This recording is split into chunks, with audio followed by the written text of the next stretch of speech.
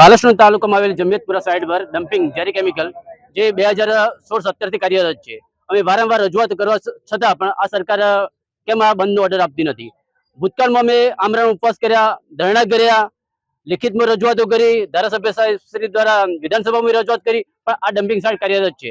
અમે તારીખ 17 તારીખે અલ્ટિમેટમ આપેલું કે તારીખ એક સાથે ચક્કાજામ કરશું. આજે અમે બાલાસણના યુવાનો, તાલુકા સભ્યો, ડેલિગેટો, સરપંચો, તમામ પક્ષના કાર્યકરો ચક્કાજામ કરવા માટે તૈયાર છીએ અને ચક્કાજામ કરીને જ રહેવાના છીએ જો સુધી આ ડમ્પિંગ સાઇટ કાર્ય બંધ નહીં થાય તો સુધી. અને ભૂતકાળમાં ગયા વર્ષે બાલાસણમાં કમળો ફાટી નીકળ્યો આ ડમ્પિંગ સાઇટને કારણે. એ સમયે 17 થી 18 મૃત્યુ પામ્યા હતા. અત્યારે અનેક પ્રકારના રોગો ફાટી નીકળ્યા છે.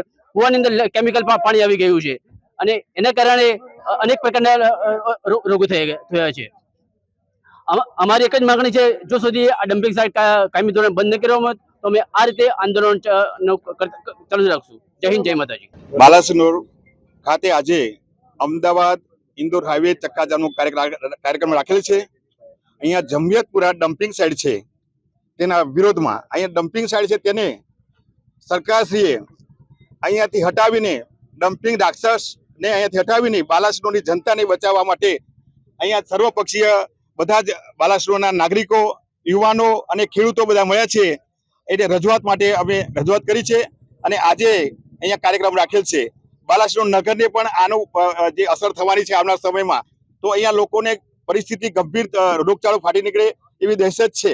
અને અહીંયા આજુબાજુ ગામના વિસ્તારના જે ખેડૂતો છે અને મકાન મિલકત છોડીને બહાર જવાનો વારો આવશે એવી પરિસ્થિતિ સર્જાશે. એટલે સરકારશ્રી મારી નમ્ર વિનંતી છે કે આ ડમ્પિંગ સાઇટને હટાવીને અહીંયા બાલાસણની જનતાનું હિત ઈચ્છે એવું અમે વિનંતી કરીએ છીએ સરકારશ્રીને. અત્યારે બિલકુલ ખેતી બંજર થઈ જશે અને ત્યાંના રોગચાળો ફાટી નીકળશે અને અહીંયાથી નીકળતા દુર્ગંધ બી એટલી આવે છે અને ચોમાસું આવી રહ્યું છે આવનાર સમયમાં, તો ત્યાંથી લાલ પાણી બી આવે છે. તો નજીકના આજુબાજુના કુવામાં અને બાલાસણ ત્યાંથી નગર ફક્ત 2 કિલોમીટર છે. ત્યાં નગરના જે બોર કુવા છે અને દરેક જગ્યાએ પાણી આવશે એને લીધે રોગચાળો ફાટી નીકળશે. અને અગાઉ પણ કમળો આ દરેક રોગચાળો ફાટી નીકળ્યો બજારમાં આના લીધે. બાલાસિનોર તાલુકામાં 2017 થી કાર્યરત ડમ્પિંગ સાઇટ જમિયતપુરા ગામે આવેલ છે, જેના લઈને આજ સુધી ભૂતકાળમાં પણ ઘણા બધા આંદોલન કર્યા છે અને જે ખરેખર પબ્લિકને ખૂબ જ નુકસાનકારક છે. પશુ પક્ષી, પબ્લિક અને માનવ જીવન દરેકને એ ખૂબ નુકસાનકારક છે. જેના લઈને આજ રોજ પહેલા અમે કહેવામાં આવ્યું હતું કે અમે 1/7ના રોજ આંદોલન કરીશું અને જે કલેક્ટર સાહેબ અને મામલતદાર સાહેબ ને આવેદન પણ આપવામાં આવ્યું હતું. જો આ લેખિતમાં રજૂઆત કરવામાં નહીં આવે કે અહીંયા ડમ્પિંગ સાઇટ બંધ કરવામાં આવેલ છે, જ્યાં સુધી બંધ કરવાની લેખિતમાં રજૂઆત કરવામાં નહીં આવે ત્યાં સુધી ભવિષ્યમાં પણ આ અલગ અલગ પ્રકારના આંદોલન ચાલુ રહેશે. કેમ કે આનાથી માનવ જીવનને ખૂબ જ નુકસાન છે. કોઈ પણ જીવ સૃષ્ટિ અહીંયા શક્ય થઈ શકે તેમ નથી. અત્યારે અવારનવાર રોગચાળા પણ ફાટી નીકળે છે અને ભૂગર્ભમાંથી પણ ત્યાં લાલ પાણી આવી રહ્યું છે.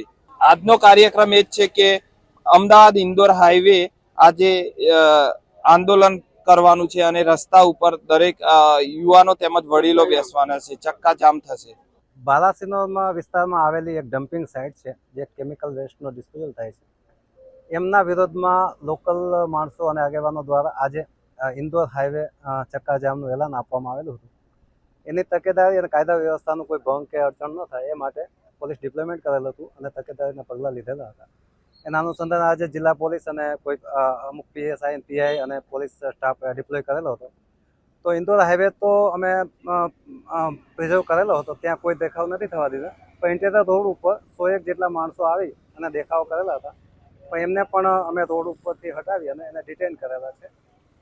આ બાબતે જે ડમ્પિંગ સાઇટ છે એના કોઈ સેમ્પલ પણ લીધેલા છે કમિટીએ અને GPCB બોર્ડ છે એમને પણ જે આ બાબતે કાર્યવાહી કરેલ છે અને કોઈ કોર્ટ મેટર પણ થયેલી છે અને સરકાર ગંભીરતાથી વિચારી રહી છે કે આ જે કોઈ પ્રશ્ન ન થાય અને શાંતિથી આ ડિસ્પોઝલ થાય, કોઈને નુકસાન ન થાય એ રીતે.